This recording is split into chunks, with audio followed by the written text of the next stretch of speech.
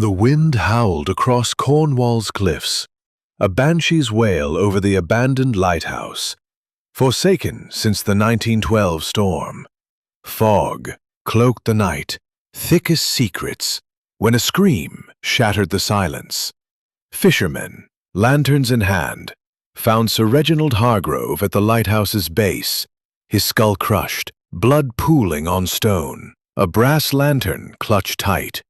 Accident or murder? Whispers of enemies, his wife, his partner, a vengeful air swirled through St. Ives. Hercule Poirot, vacationing nearby, was summoned.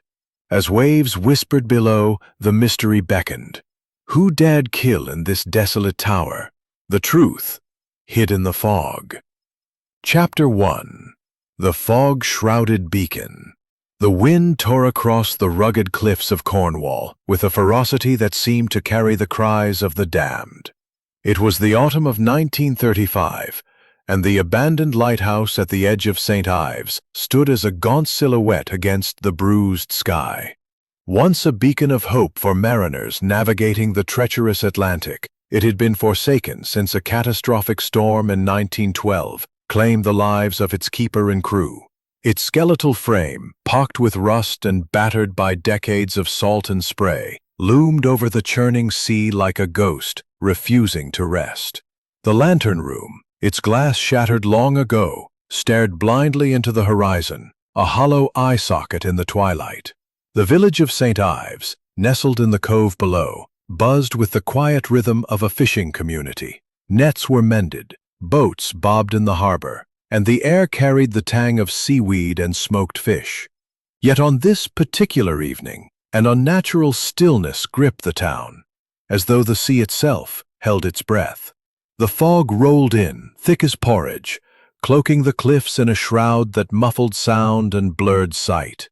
It was the kind of night where shadows seemed to whisper, and the ordinary could twist into the sinister. It began with a scream, a sharp, guttural cry that sliced through the fog like a blade. The fishermen at the pier froze, their hands stilling on ropes and crates. Old Tom Penrose, a grizzled sailor with eyes like weathered driftwood, was the first to grimace of shock.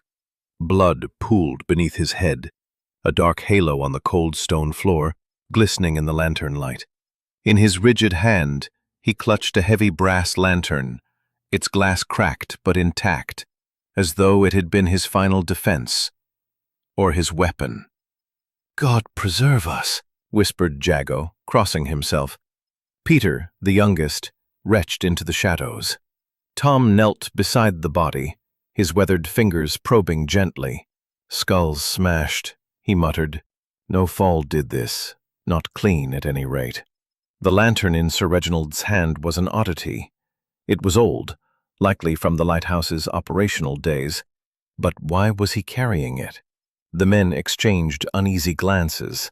Sir Reginald was no local. His arrival 3 months prior had stirred whispers. Some spoke of his wealth, others of his arrogance. He had enemies, that much was clear. But who would dare strike him down in this desolate place? Will Curnow, ever practical, suggested, "Could have slipped in the dark. These stairs are treacherous." But Tom shook his head. Look at the blood, too much for a fall. And that lantern, placed too neat, like it was meant to be found. The men fell silent, the weight of suspicion settling over them. The fog seemed to thicken, as if conspiring to hide the truth. Word of the grim discovery spread like wildfire through St. Ives. By dawn, the local constabulary had cordoned off the lighthouse, their lanterns bobbing like fireflies in the mist. Inspector Japp, a wiry man with a cockney edge to his voice, arrived to take charge. He surveyed the scene with a grimace, muttering about blasted coastal murders under his breath. The body was covered, but the bloodstains remained, stark against the stone. Japp's men found little at first glance. No footprints in the damp earth outside, no signs of a struggle beyond the body itself. Yet the inspector's instincts, honed by years in Scotland Yard, told him this was no accident. The lantern, the position of the body, the isolated location, it all reeked of intent. In the village, speculation ran rampant. Sir Reginald had purchased the lighthouse against local advice, promising fresh air and tranquility. Poirot, ever fastidious, had grumbled about the damp, but agreed, his curiosity piqued by tales of smugglers and shipwrecks.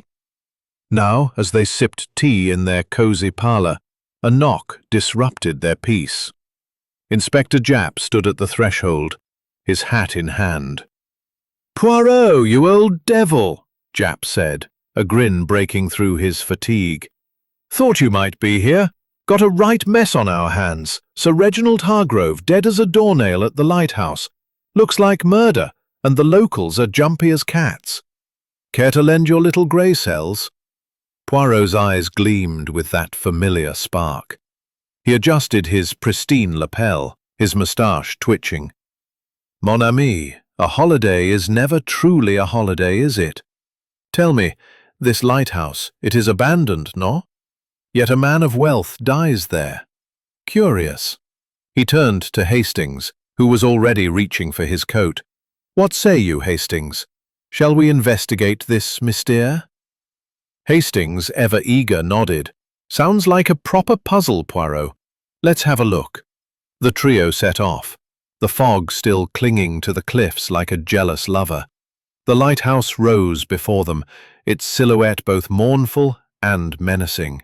Inside, the air was heavy with damp and decay, the spiral stairs creaking underfoot. Poirot paused at the bloodstains, his eyes scanning every detail. The angle of the body's fall, the lantern's position, the lack of debris. "This was no accident," he murmured. "The scene, it is staged. But why?" Japp led them to the manor nearby, where Lady Eleanor awaited. Her face was pale, her eyes red-rimmed, but her posture remained regal. "My husband went to the lighthouse alone last night," she said, her voice steady despite her grief. "He was inspecting it for renovations. He never returned. A single tear fell, but Poirot noted the firmness of her grip on her handkerchief. Genuine sorrow or performance? Victor Langston stood by the window, his broad shoulders tense. "Reginald was a fool to wander there alone," he growled. "Those stairs are a death trap." Silent grey cells were already at work, sifting through the fog for truth. Chapter 2. The Summons to the Shore. The morning mist clung to the Cornish cliffs like a shroud, softening the harsh edges of the landscape but lending an air of unease to the seaside cottage where Hercule Poirot and Captain Arthur Hastings resided. The fire crackled in the grate, casting dancing shadows on the walls, but the warmth did little to dispel the chill that had settled over their holiday. Poirot, impeccably dressed, despite the early hour, stood before a small mirror, adjusting his moustache with the precision of a surgeon. His eyes, sharp and reflective, betrayed the stirrings of his little grey cells, already awakened by the scent of mystery. "Hastings, mon ami," he said, his Belgian accent crisp as he turned from the mirror. "The English coast? She is picturesque, no? The waves, the cliffs, the fog, all so dramatic. But always there is the tragedy waiting to unfold." He sighed, a touch theatrical, but his gaze held a glint of anticipation. Hastings, seated at the breakfast table with a cup of tea, chuckled. "You make it sound as if murder follows you, Poirot. Surely we can enjoy a quiet holiday for once." His tone was hopeful, but his eyes betrayed a flicker of excitement. He knew his friend too well. Tranquility was rarely Poirot's fate. Their conversation was interrupted by a sharp rap at the door. Hastings rose, brushing crumbs from his tweed jacket, and opened it to reveal Inspector Japp, his face flushed from the cold and his breath visible in the damp air. "Poirot, just the man I need," Japp said, stepping inside without ceremony. His Cockney-tinged voice carried a mix of urgency and exasperation. "We've got a right mess down at that blasted lighthouse. Sir Reginald Hargrove, Wealthy chap, owns half the shipping in Bristol. Found dead last night. Skull bashed in. Could be an accident, but it smells like murder to me. Care to take a look?" Poirot's moustache twitched, a sure sign of intrigue. "An accident, you say? Or murder? In an abandoned lighthouse, no less. Most curious." He gestured to a chair. "Sit, mon cher Jap, and tell me all." "Inspector, let us see this scene of crime." Hastings grabbed his coat, his earlier hopes of a peaceful holiday evaporating. The trio set out, the fog parting reluctantly as they followed the winding path to the cliffs. The sea roared below, its rhythm both soothing and menacing, while gulls wheeled overhead, their cries like accusations. The lighthouse loomed ahead, its weathered stone walls glistening with moisture. The constables guarding the entrance nodded to Jap, their faces grim as they stepped aside. Inside, the air was thick with the scent of damp stone and decay. The spiral staircase, narrow and treacherous, wound upward into darkness. The bloodstains on the floor had darkened, a stark reminder of the violence that had occurred. Poirot knelt, his gloved hands hovering over the stains, his eyes scanning every detail: the angle of the spatter, the position of the lantern, the absence of scuff marks. "The body was moved," he murmured. "Not far, perhaps, but enough. And this lantern, it is heavy, oui, but placed with care, not dropped in a struggle." Jap frowned. "You think it's staged?" Poirot rose, dusting his knees. "I think, mon ami, that nothing in a murder is as it seems. The little gray cells, they require more data." They proceeded to the Hargrove Manor, a grand Georgian pile overlooking the cove. Its windows glowed faintly through the fog, and the heavy oak door creaked as a butler ushered them into a drawing room adorned with velvet drapes and polished mahogany. Lady Eleanor Hargrove awaited, seated on a chaise longue, her elegance undiminished by grief. Her dark hair was swept into a chignon, and her pearl necklace gleamed against her black silk dress. Yet her hands, clutching a lace handkerchief, trembled slightly. "My husband went to the lighthouse alone last night," she said, her voice low but steady. "He was obsessed with restoring it. A legacy, he called it. I begged him to wait for daylight, but he insisted. He never returned." Poirot inclined his head, his expression sympathetic but probing. "Madame, your husband, he had enemies, perhaps? A man of his wealth, his influence." Lady Eleanor, "Ships that failed to send aid. The sea doesn't forget." His words carried a chill, and Hastings shivered despite himself. Miriam Blackwood, the maid, hovered near the door, her hands twisting her apron. Her eyes darted nervously, and when Poirot addressed her, she flinched. I heard Sir Reginald arguing with someone yesterday afternoon," she whispered. "In the study. I couldn't hear who, but he was angry. Something about money." Her voice trembled, and she glanced at Lady Eleanor, who looked away. Poirot's smile was polite, but piercing. "Merci, mademoiselle. Every detail, it matters. And you, Madame Hargrove, you were here all evening?" Lady Eleanor nodded. "I retired early. I was unwell." Her hesitation was brief, but Poirot's keen eyes caught it. As the interviews concluded, Jap led Poirot and Hastings back to the lighthouse for a final sweep. The fog had thickened, cloaking the cliffs in an eerie silence broken only by the waves. Poirot paused at the base of the stairs, examining the cufflink in his gloved hand. "VL," he mused.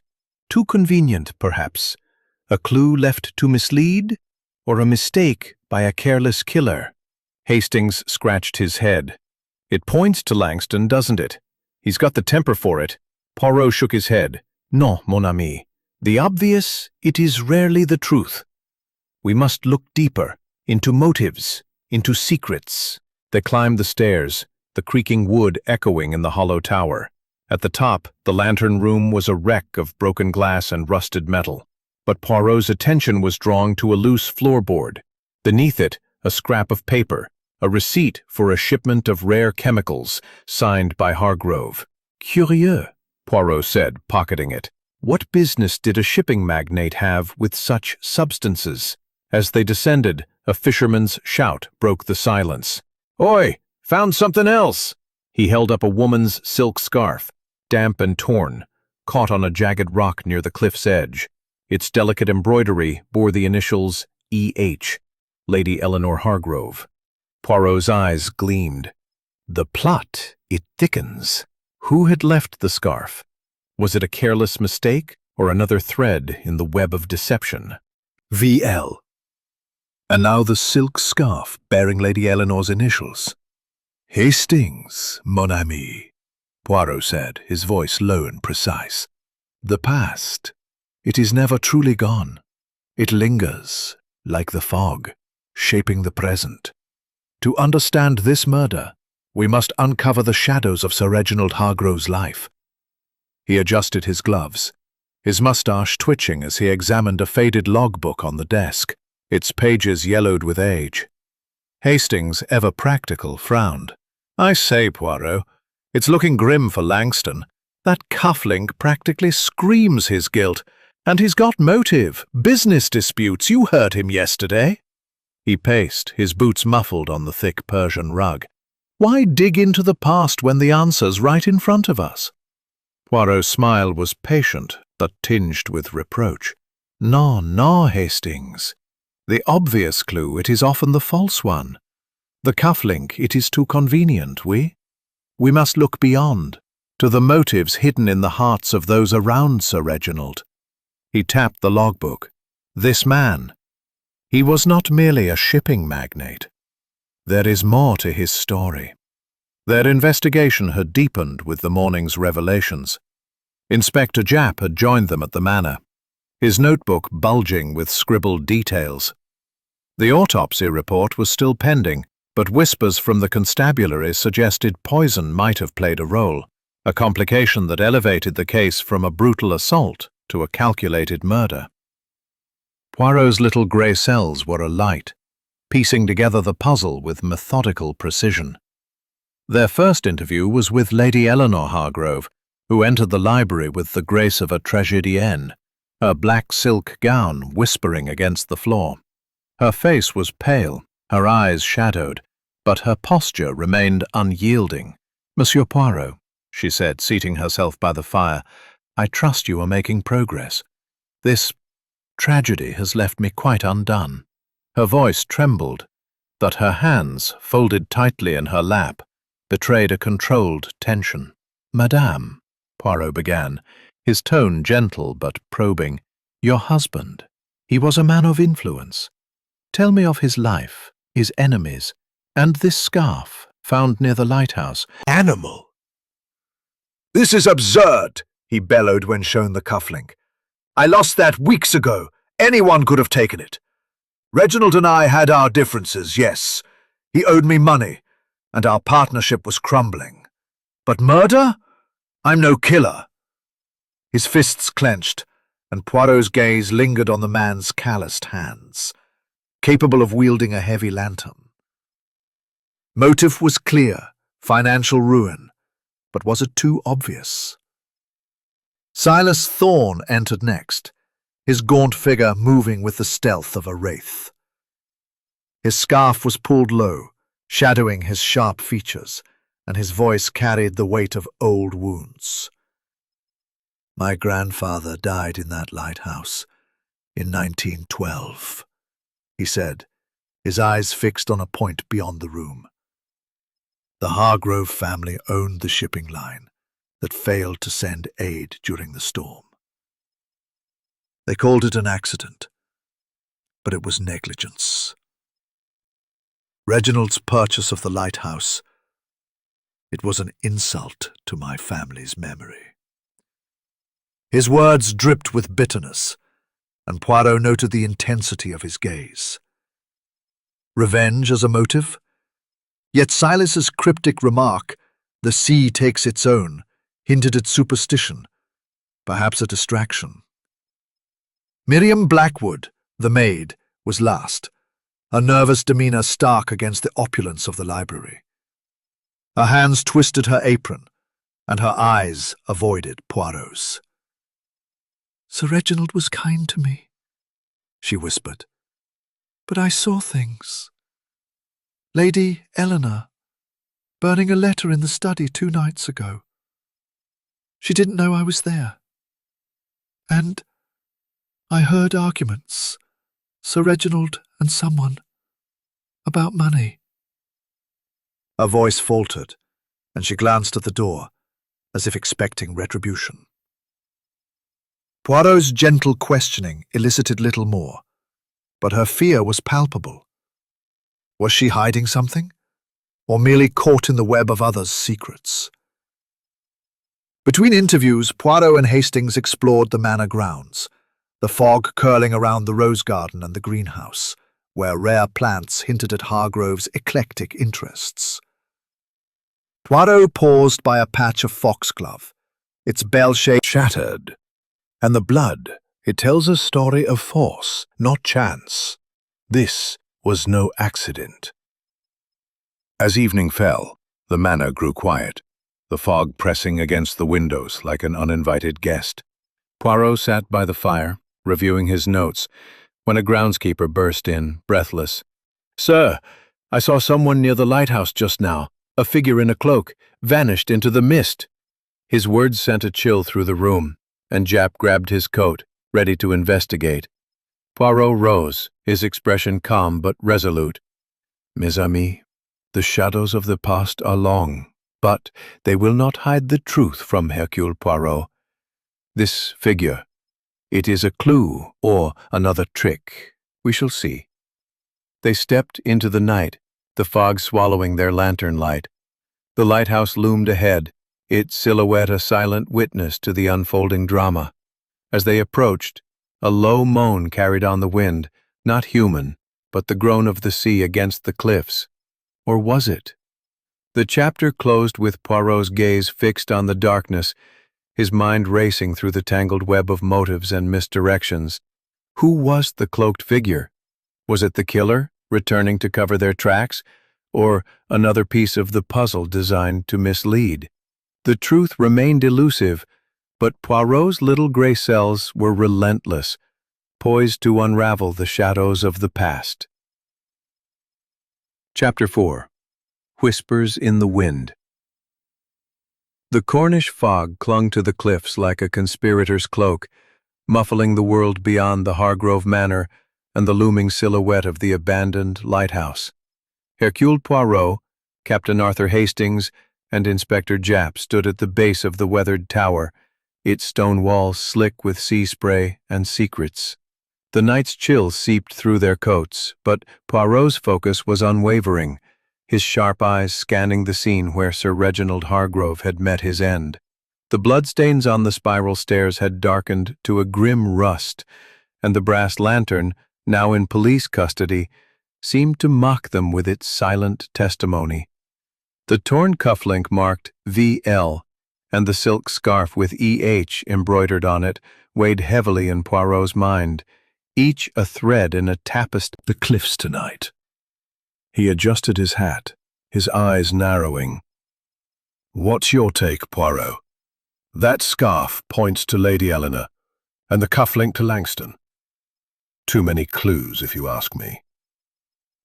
Poirot's moustache twitched, a sign of his mind at work. "Too many indeed, Inspector. Clues that shout their presence are often the loudest lies. Let us explore this stage further." With a nod he led them inside, the creaking door echoing in the hollow tower. The lighthouse interior was a cavern of shadows, its walls draped with cobwebs like funeral veils. The air reeked of salt, mildew, and something faintly metallic, perhaps the lingering ghost of blood. Poirot's lantern cast a pale glow as they ascended the spiral stairs, each step groaning under their weight. At the top, the lantern room was a wreck of rusted iron and shattered glass, the sea's roar amplified through the broken panes. Poirot's keen eyes darted about, and he paused by a weathered panel near the old beacon. With a gentle tug, it gave way, revealing a hidden compartment. Inside lay a small leather-bound ledger, its pages scrawled with cryptic entries, dates, sums, and coded initials. "Voila," Poirot murmured, his gloved fingers tracing the lines. A record of transactions, but not the legitimate kind. Smuggling, perhaps? Or worse. He handed the ledger to Jap, who squinted at the faded ink. "Looks like Hargrove was mixed up in something shady," Jap said. "And see here, VL again, tied to payments. Langston's in deep, I'd wager." Hastings frowned. "That seals it, doesn't it?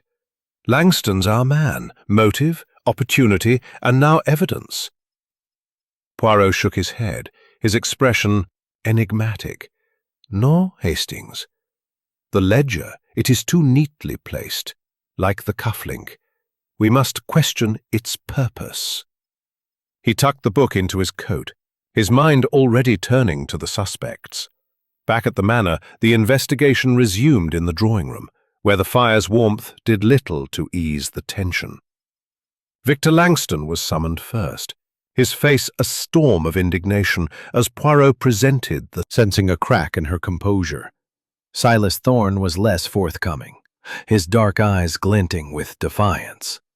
"The lighthouse is cursed," he said, his voice low and raspy. "My grandfather's spirit lingers there, seeking justice. Hargrove's death, the sea's vengeance." His tale of supernatural wrath was compelling, but Poirot dismissed it with a wave. "The supernatural, mon ami, is but the natural unexplained. You were seen near the lighthouse days before. Why?" Silas hesitated. "To honor my grandfather, I left flowers at the base. A lie or a half-truth?" Poirot's smile was polite but piercing. Miriam Blackwood, the maid, was last, her nervous demeanor more pronounced. "I swear I know nothing of the murder," she stammered, her hands twisting her apron. "But I heard Sir Reginald mention a local girl once, someone he cared for years ago. I thought it was gossip, but—" Her words trailed off, and Poirot's eyes narrowed. A secret affair? It proved false upon questioning, a red herring, planted to distract. But by whom? The investigation took a new turn with a discovery in the manor's greenhouse. Among the foxglove and oleander, Jap's men found an empty vial, its label faded but hinting at a toxic substance. "Poison," Jap declared, holding it up. "Could be what did Hargrove in before the blow to the head." The vial was accessible to all in the household, deepening the mystery.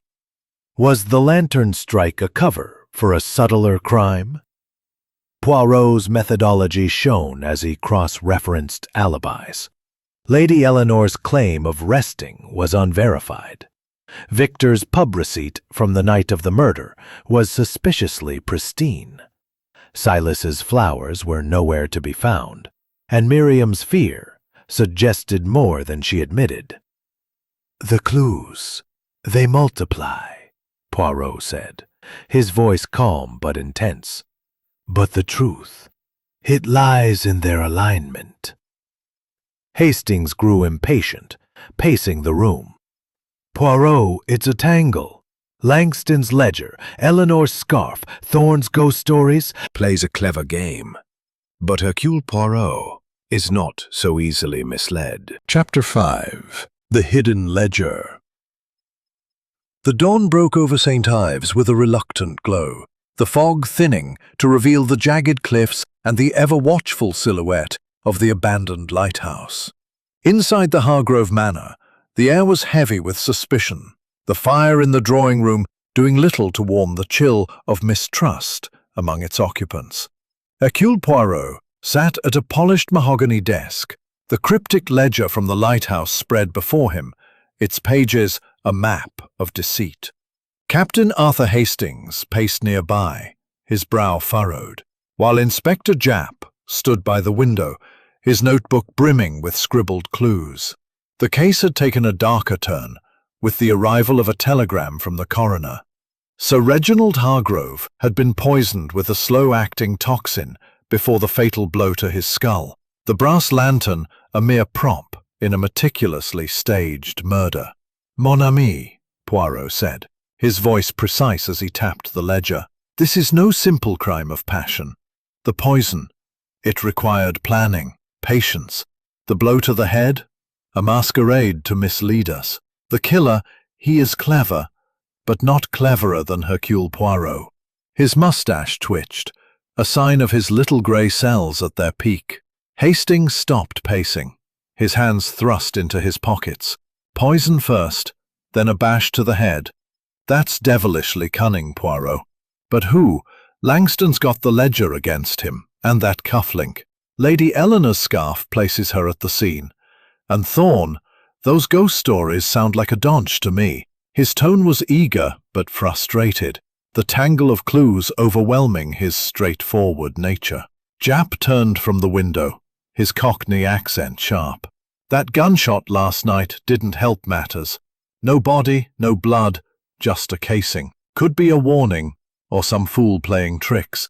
But this ledger, it's got Langston's initials all over it. Embezzlement, blackmail, murder, it's adding up. Poirot's eyes gleamed. Perhaps, Inspector, but the ledger, like the cufflink, it is too convenient. We must test the alibis, probe the motives. Let us gather the suspects and observe their truths. And their lies. The drawing room was transformed into closely, noting the tightening of her lips. "I told you I lost the scarf days ago," she replied, her voice sharp. "As for money, Reginald handled our affairs. I knew little of his business." Her denial was firm, but Poirot sensed a crack in her facade. A motive of inheritance loomed large, but was it enough? Victor Langston stormed in next, his broad shoulders tense, his face flushed with anger. "That ledger's a lie," he bellowed, jabbing a finger at the book. "Reginald forged those entries to frame me. He was bleeding me dry, threatening to expose our partnership's losses. But I was at the pub that night. Ask anyone." He produced a crumpled receipt, its ink pristine, claiming he'd been drinking until midnight. Japp took it, his eyes narrowing, but Poirot's smile was enigmatic. "A receipt, Monsieur Langston? Most convenient. We shall verify it." Silas Thorne entered like a shadow, his gaunt frame wrapped in a dark coat, his scarf pulled low. His voice was a low rasp, carrying the weight of old grudges. "The lighthouse takes what it's owed," he said, his eyes fixed on the ledger. "Hargrove's family ruined mine. I went there to reclaim my grandfather's logbook, nothing more." When pressed about the gunshot, he shrugged. "The cliffs are wild. Could have been hunters." His evasiveness was a red herring, but Poirot noted fibers from his coat caught on the lighthouse stairs, reported by Japp's men. "I was there days before," Silas insisted, but his eyes darted away. Miriam Blackwood, the maid, was last, her nervous demeanor now bordering on panic. Her hands twisted her apron as she spoke, her voice barely above a whisper. "I heard Sir Reginald arguing with Mr. Langston that afternoon about money, debts. It was heated. I didn't want to listen." Her eyes flicked to Lady Eleanor, who looked away. Poirot's gentle questioning drew out a confession. "I saw Lady Eleanor with the vial in the greenhouse days before. I thought it was for gardening." Her words hung in the air, a damning accusation, or another misdirection. Poirot's methodology was relentless. He cross-referenced. Investigation paused for lunch, but Poirot's mind never rested. He and Hastings walked the manor grounds, the sea's roar a constant companion. In the greenhouse, Poirot examined the foxglove patch, confirming the vial's contents as digitalis, a slow poison, easily disguised in tea. "Accessible to all," he noted, but who had the knowledge? Lady Eleanor's gardening hobby, mentioned by Miriam, raised questions. but so did Victor's chemical shipments in the ledger. As evening fell, the manor grew tense, the fog pressing against the windows like a living thing. Poirot sat by the fire, reviewing the ledger, when a soft rustle interrupted his thoughts. A note slipped under the door, its scrawl hasty. "The truth drowns at high tide." No signature, no clue to its author. Japp examined it, cursing under his breath. Another game! Who's doing this? Poirot held the note to the light, his eyes narrowing. "The paper, it is from the manor. The ink fresh. Someone close, someone watching." He folded it carefully, his mind racing. Was it a warning, a taunt, or another red herring? The tide was turning, both literally and in the case, and Poirot sensed the killer's confidence wavering.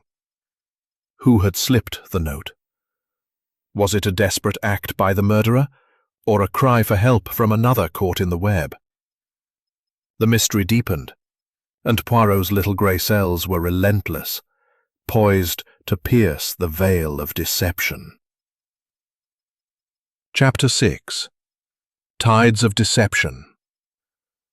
The sea roared with primal fury, its waves crashing against the Cornish cliffs as if demanding answers from the silent lighthouse.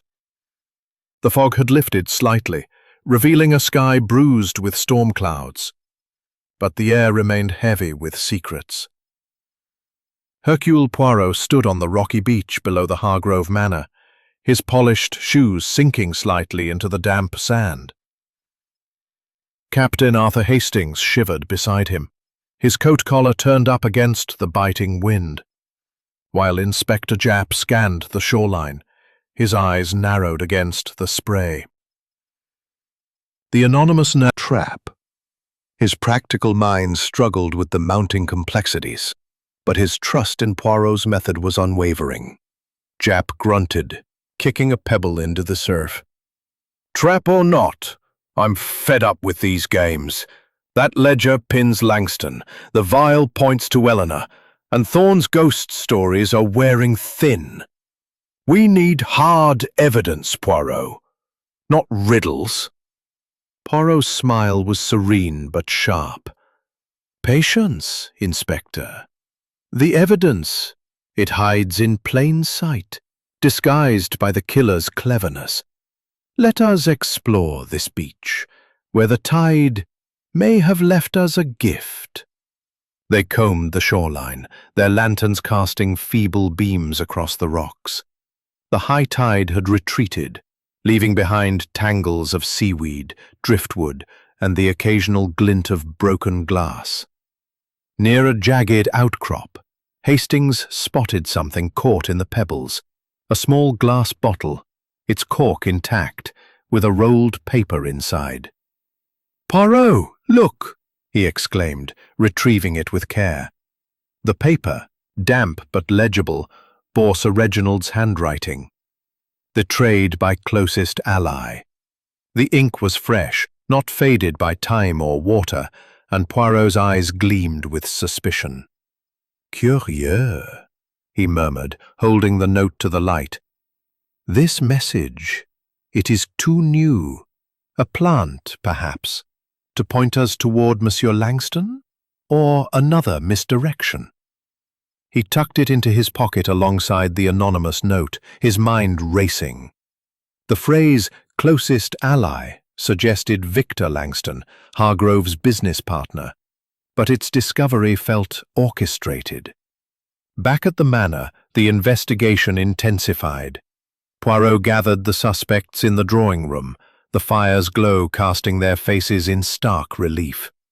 Lady Eleanor Hargrove sat rigidly, her black silk gown absorbing the light, her pearls gleaming like small moons. "Monsieur Poirot," she said, her voice strained, "this talk of betrayal is absurd. Reginald trusted me implicitly. That note, it must be a forgery." Her eyes flicked to the bottle, and Poirot noted the slight tremble in her fingers. Her background uncovered by For rescue in 12. Reginald's death? Justice, perhaps. Documents uncovered in the Manor's library confirmed his claim. The Hargrove shipping line had been negligent, delaying aid during the storm that doomed Silas's grandfather. Revenge was a compelling motive, but his cryptic tales of curses suggested a desire to deflect scrutiny. Miriam Blackwood, the maid, hovered near the door, her nervous demeanor now a mask of terror. Under Poirot's gentle probing, she revealed a staggering secret. Sir Reginald. He was my father. Illegitimate, hidden all these years. I came to work here to be near him, but he refused to acknowledge me. Her voice broke, tears welling. I wanted his love, not his money. Her confession introduced a new motive, rejection, and a claim to inheritance. But Poirot sensed coercion behind her words. Was she protecting someone? Or herself? The investigation deepened with a return to the lighthouse, where Poirot examined the stairs again.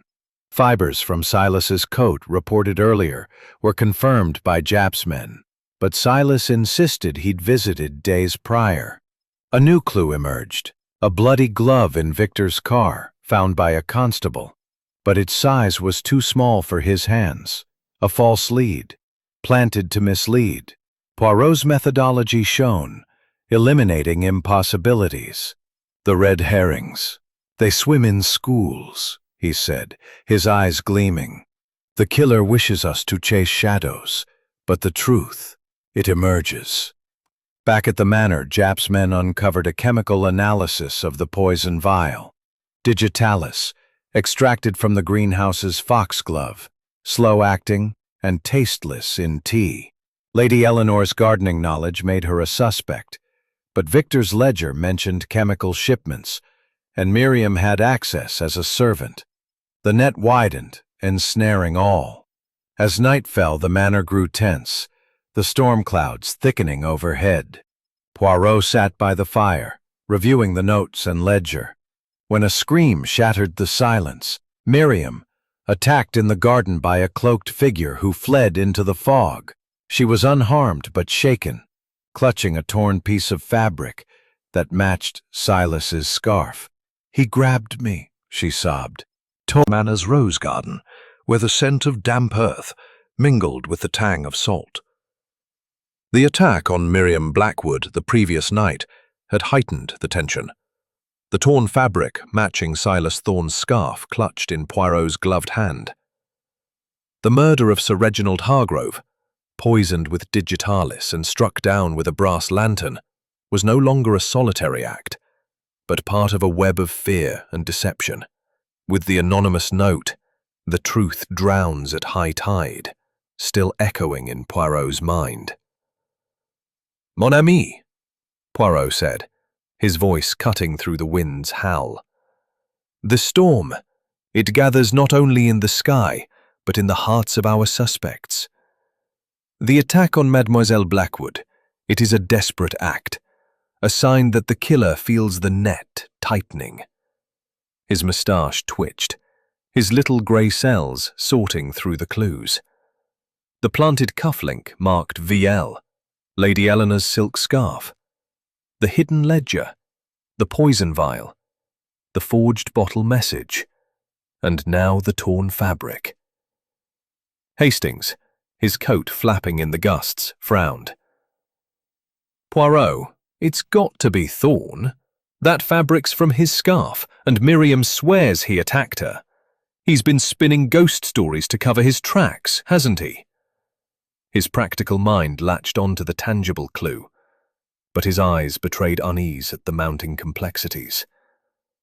Japp, ever skeptical, shook his head.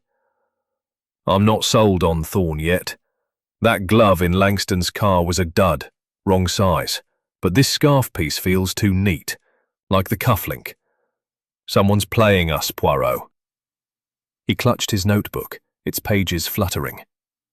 "We need to press them harder. Eleanor, Langston, Thorne, Miriam. Someone's cracking." Poirot's smile was serene, but sharp. Indeed, Inspector. The killer weaves a clever web, but every thread leads back to the truth. Let us confront our suspects once more, in the light of this new violence. He led them back to the manor, where the drawing room awaited, its fire crackling ominously against the storm's roar outside. The suspects gathered, their faces etched with strain. Indignation. "This is a witch hunt," he bellowed when shown the fabric. "First my cufflink, now this nonsense about scarves and attacks. I was at the pub again last night. Check my receipt." He produced another, its ink suspiciously fresh, mirroring the anonymous notes. Poirot pocketed it silently, his eyes lingering on Langston's calloused hands.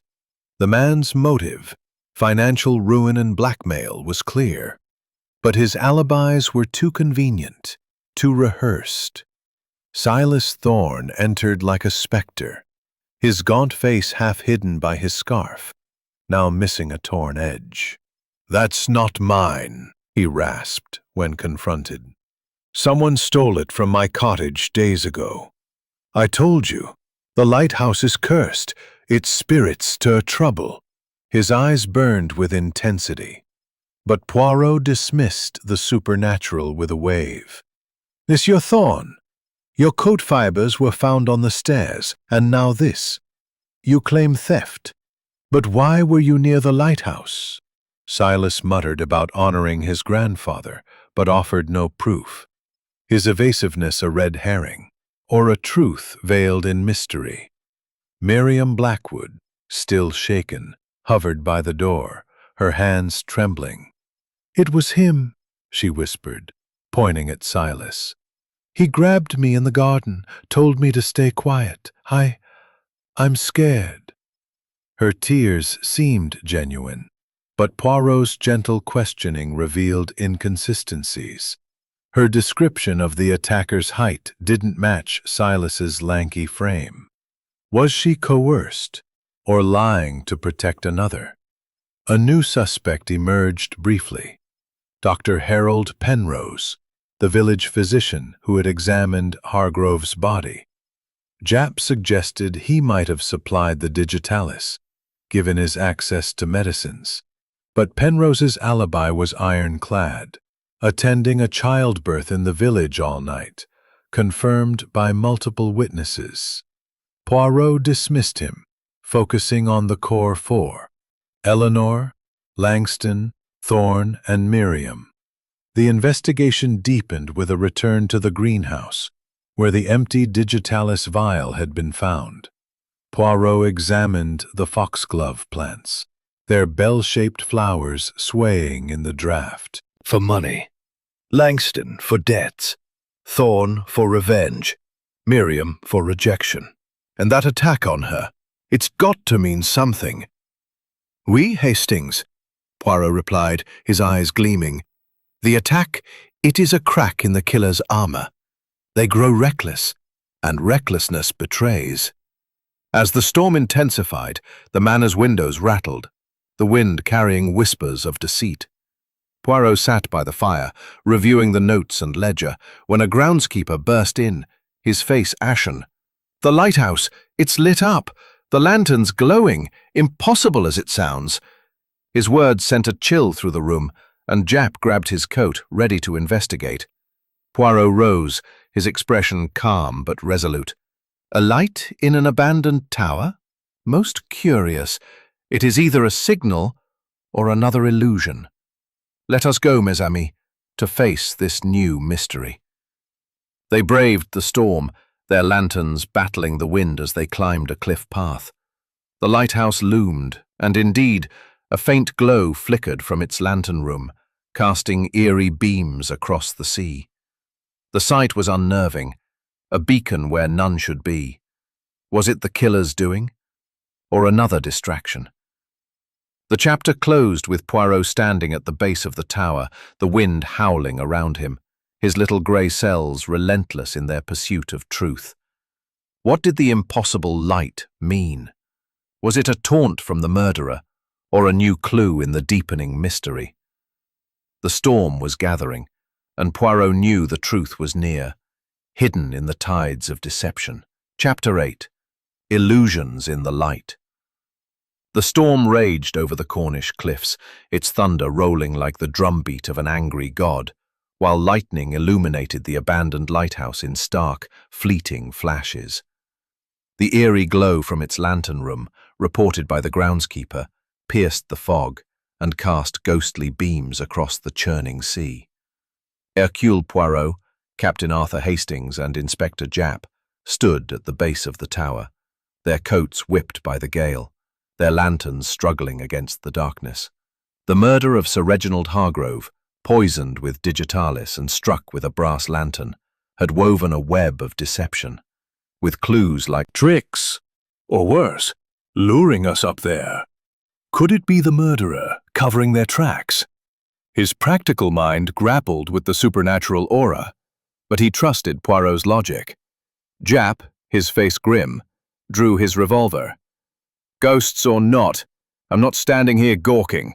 Let's climb those stairs and find out who's behind this. His Cockney accent was sharp with determination, but his eyes betrayed a flicker of unease. Poirot nodded, his expression resolute. Oui, Inspector. Let us confront this illusion. But we must be cautious. The killer, they are desperate. He led the way, the creaking door of the lighthouse yielding to their push, revealing the familiar spiral stairs, still stained with Hargrove's blood. The ascent was treacherous, the storm's roar amplified within the stone walls. Cobwebs clung to their coats, and the air was thick with damp and decay. At the top, the lantern room was a chaos of rusted metal and shattered glass, but the source of the light was clear. A modern electric bulb, wired crudely to a portable battery, rigged to mimic the old beacon. Poirot's eyes narrowed as he examined the setup. Not a ghost, but a deception, he murmured. Someone with knowledge of electrics and access to this tower. Hastings frowned. That's no small feat, Poirot. Who could have done this? Langston's a businessman, not a tinkerer. Thorne's obsessed with the lighthouse. Maybe him? He glanced at Japp, who was inspecting the wires. Could be anyone with a bit of know-how, Japp said, but this took time. They were here recently, after the murder. He found a scrap of cloth caught on a nail, dark wool, matching Silas's coat. Another clue? Or another plant? Back at the manor, Poirot confronted the suspects in the drawing room, the fire casting long shadows as the storm rattled the windows. Silas Thorne was summoned first, his gaunt frame tense as Poirot presented the cloth. Monsieur Thorne, Poirot began, his tone sharp. This fabric matches your coat, found in the lantern room. You claimed to visit only to honor your grandfather, yet this light, rigged with modern domain, and her motive of inheritance loomed large. Victor Langston stormed in, his temper barely contained. More nonsense, he roared, when told of the light. I'm no electrician, and I was at the pub, again. His latest receipt was produced, but Japp's men had confirmed its forgery, the ink matching the anonymous note and the bottle message. You're framing me, Langston bellowed, but Poirot's calm gaze silenced him. The ledger's entries, implicating his embezzlement, tightened the noose. But was he too obvious a suspect? Miriam Blackwood, still shaken from her attack, was last. Her eyes widened at the mention of the light. I saw a glow from my window last night, she whispered. I thought it was a ghost. Under Poirot's gentle probing, she revealed a damning clue. I found the poison vial in the greenhouse, but it wasn't empty then. I saw Lady Eleanor handling it days before the murder. Her voice broke, and she clutched her apron. I didn't want to believe she'd do it. Her accusation pointed to Eleanor, but Poirot sensed coercion. Her fear was too raw, her story too convenient. A new clue emerged, Miriam's fingerprints on the vial, discovered by Japp's forensic team. "I touched it when I found it," she sobbed. "I was going to tell someone, but then the attack." Poirot's eyes gleamed. "A false confession, perhaps," he murmured to Hastings. "She protects another, or fears for her life." The investigation deepened with a return to the greenhouse, where Poirot examined the foxglove plants again. A faint scent lingered on the ledger, uncovered by a constable's keen nose. Lady Eleanor's perfume, a floral note that matched her personal blend. "She handled this book," Poirot said, his voice low. "She hid it in the lighthouse, perhaps to protect or to accuse." The net tightened, but the truth remained elusive. Poirot's methodology was relentless, cross-referencing alibis and clues. The cufflink was planted, its tear too precise.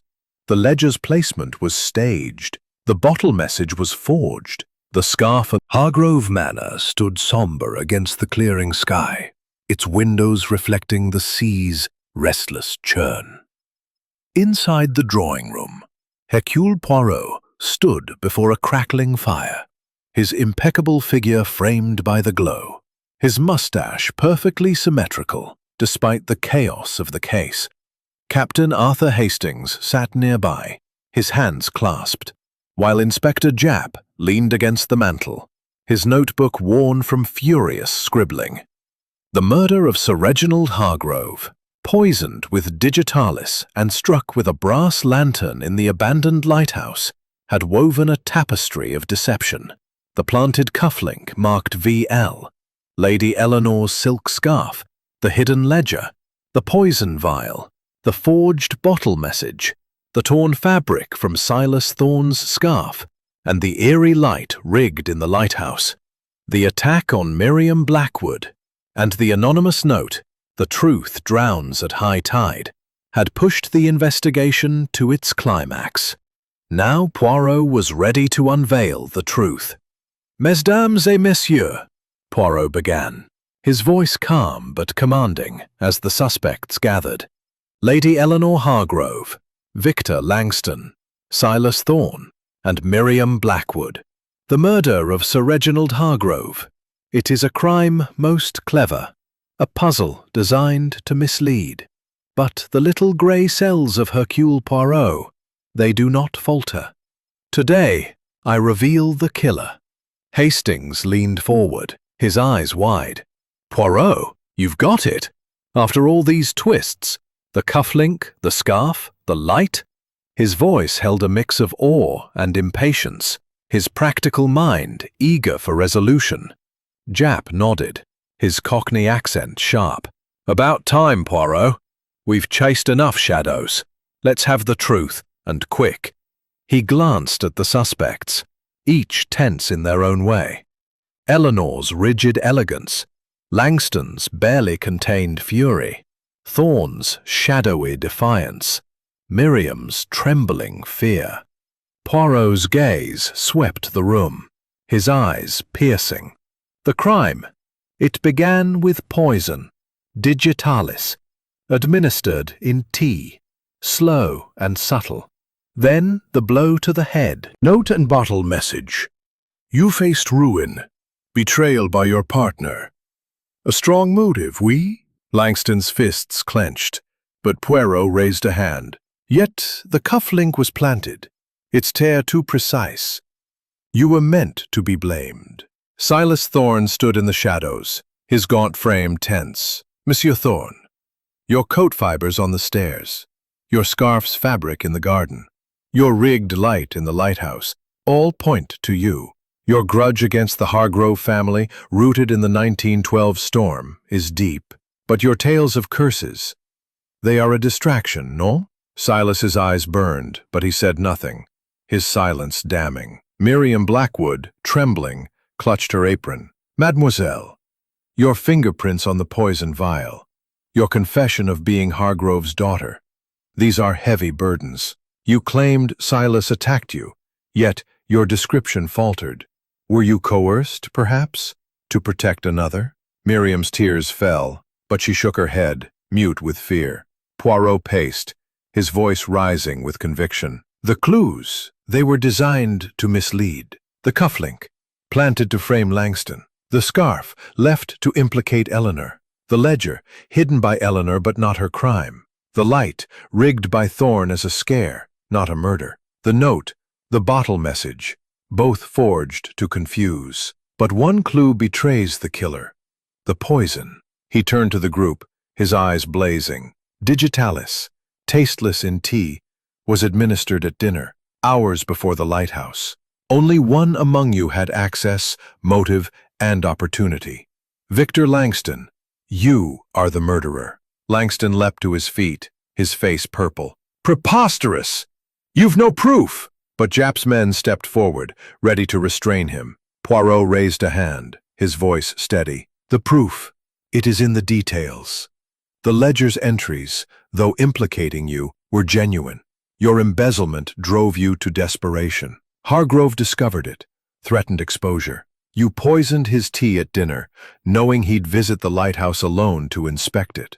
You followed, struck him with the lantern to mask the poison's work. The cufflink? Your own, lost in the struggle, but you planted a duplicate to suggest a friend. Clear. Langston lunged for the door, but Japp's men seized him, cuffs snapping shut. You'll hang for this, Japp barked, dragging him away. Poirot turned to the others, his voice softening. Madame Eleanor, you hid the ledger to protect your husband's name, not his killer. Monsieur Thorne, your light was a distraction, but your heart sought justice, not murder. Mademoiselle Blackwood, your courage has helped unmask the truth. Hastings shook his head, awestruck. Poirot, you've done it again. How did you see through it all? The red herrings, the lies? The little grey cells, mon ami, Poirot said, his eyes twinkling. They see what others miss, the pattern beneath the chaos. The room fell silent. The fires crackled the only sound as the weight of resolution settled. The storm outside had calmed, but the manor held its breath. The truth finally laid bare. Langston's motives, greed, betrayal, desperation, had driven him to a meticulous crime, but Poirot's logic had prevailed. Chapter 10. Calm after the storm. The storm that had battered the Cornish coast relented at last, leaving behind a sky of fragile blue and a sea that shimmered under the tentative rays of the morning sun. The cliffs of St. Ives, so recently shrouded in fog and mystery, stood stark and serene, their jagged edges softened by the light. The abandoned lighthouse, its silhouette no longer menacing, loomed over the cove as a quiet sentinel, its secrets laid bare by Hercule Poirot's relentless logic. Inside the Hargrove manor, the air was heavy with the weight of resolution. The fire in the drawing-room reduced to embers, mirroring the fading tension of the past days.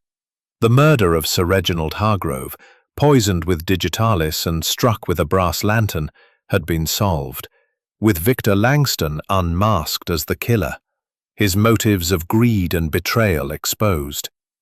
Now, as the dust settled, Poirot, Captain Arthur Hastings, and Inspector Japp prepared to close the case, but the echoes of the crime lingered, like ripples on the tide. Poirot stood by the manor's grin. Mind you, this holiday's been anything but restful. Japp, standing by the door, chuckled, his Cockney accent rough but fond. Restful? With Poirot around, trouble's never far off. But I'll give you this, Poirot. You've got a knack for sniffing out the truth. Langston's in cuffs, headed for trial. That's one less crook to worry about. He tucked his notebook into his coat, his face weary but relieved. The drawing-room, so recently a stage for confrontation, now hosted a quieter gathering. Lady Eleanor Hargrove entered, her black silk gown replaced by a softer grey, her elegance tempered by a newfound vulnerability. Monsieur Poirot, she said, her voice steady but tinged with gratitude. "You have brought clarity to this tragedy. I hid the ledger to protect Reginald's name, not to shield a murderer. I see that now." Her eyes, no longer guarded, held a flicker of resolve. "The estate, the lighthouse, it's mine now. I intend to restore it, not as a retreat, but as a memorial to those lost in the 1912 storm. It's what Reginald would have wanted." Poirot inclined his head, his expression sympathetic. "Madame, your intentions, they are noble. The lighthouse, it will stand as a beacon of peace, not of tragedy." He noted her sincerity, a stark contrast to the suspicion that had clouded her earlier. Her motive, inheritance, had been overshadowed by her loyalty to her husband's memory, and Poirot's judgment had cleared her name. Silas Thorne followed, his gaunt frame less shadowed, his scarf replaced by a plain collar. The bitterness that had defined him seemed softened, though his dark eyes still carried the weight of his family's loss. "Monsieur Poirot," he said, his voice low but clear, "I rigged the light to scare, not to kill. My grandfather's death haunted me, but you've shown me justice lies in truth, not vengeance." He paused, then added, "I'll help Lady Eleanor with the lighthouse. It's time to lay the past to rest."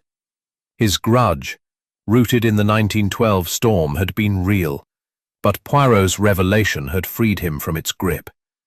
Miriam Blackwood entered last, her nervous walk to the cliffs, the sea stretching endlessly before them. The lighthouse stood silent, its lantern room dark, its mysteries resolved. Jep recounted the final pieces of evidence, the chemical analysis confirming digitalis in Hargrove's body, matched to Langston's shipments, the forged receipts, their ink a damning link to the anonymous note and bottle message. The cufflink, lost in the struggle, but duplicated to frame another. "It was a tight case," Jap said, "but your logic, Poirot, it's like a razor." Hastings chuckled, kicking a pebble into the surf. "Razor's right. You sliced through the lies, Eleanor's perfume, Thorne's light, Miriam's prints. I thought we were done for when that light flickered on." He paused, then grinned. "Mind you, it's made for a cracking story. Not quite the holiday I planned, though." Poirot's eyes twinkled. "A holiday, Hastings, is never truly a holiday without a puzzle. The little gray cells, they thrive on such challenges." He turned to the sea, his expression softening. "The lighthouse, it has seen much pain, storms, loss, murder. But now, it will stand for hope, for redemption." They lingered on the cliffs, the wind carrying the scent of salt and renewal.